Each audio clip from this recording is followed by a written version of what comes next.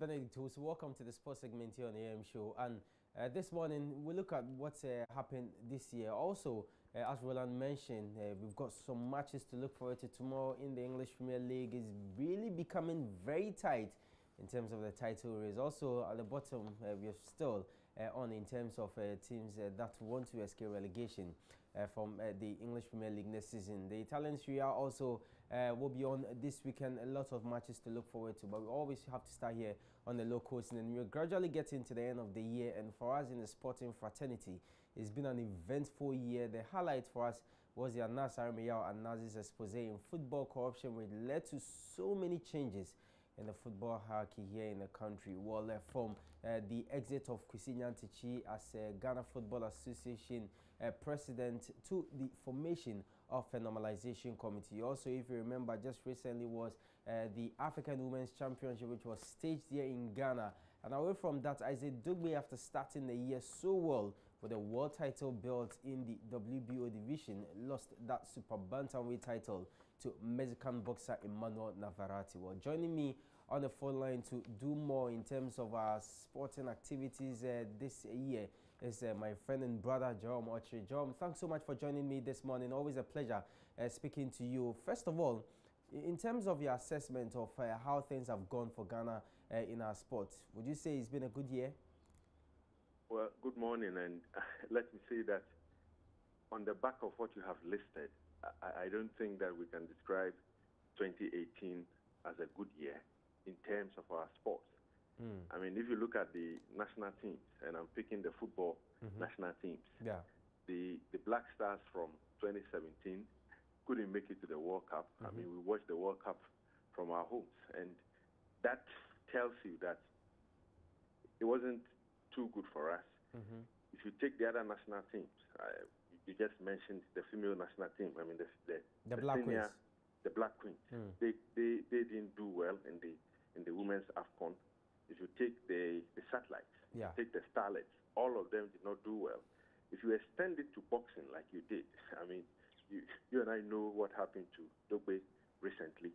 And to cap it all, I think the major event that, for instance, compels me to describe Ghana football or sports in 2018 as turbulent is what happened to the Ghana Football Association in June.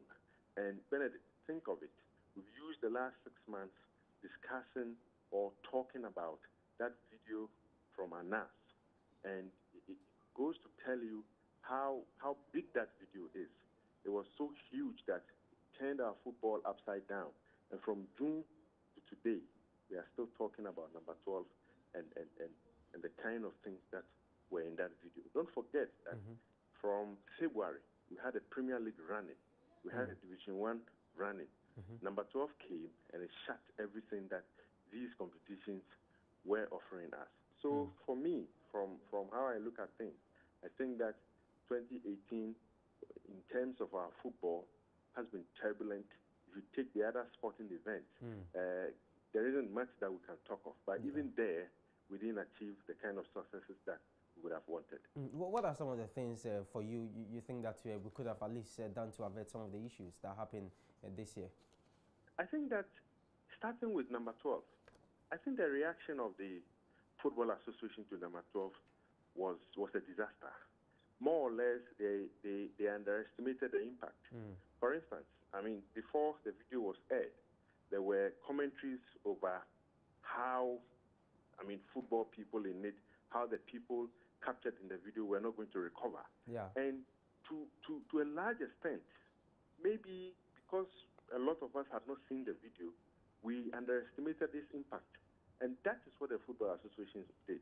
I have said that if they had, for instance, after the first airing, taken drastic decisions, like the FA president stepping down immediately after the video was shown in Accra, perhaps some of the things that happened afterwards, we probably wouldn't have seen them. So for me, the Football Association didn't react good enough to the video and all the things we saw in it. I think we all underestimated it, and day in, day out, as the video was being showed, the whole country was gripped by the kind of events in it, And the commentary was so huge that there was nothing the people in the video could do. There was nothing the Football Association could do afterwards, because then everybody had been exposed to it, everybody had seen it, and it was difficult for the Football Association to come up with a defense. If you remember, the statement they issued after the first airing was more or less rejected by everyone. So I think that they could have done something about it, perhaps accepting the content, or deciding to accept whatever was presented to them, and then assure the public that they were committed to doing something to reverse all the things we saw in the video. But this is something they didn't do. All right, Jerome, we are wrapping up. For you, we've got some few days to end the year. I mean, what are some of the things that you think, or how can we build on these things that you've listed going forward to make our sport better in the coming year? You know, Ghana sports is always dominated by football issues, and I think where we are now, all that the normalization committee needs to do is to keep to their mandate, keep their focus on what they've been asked to do to restore football.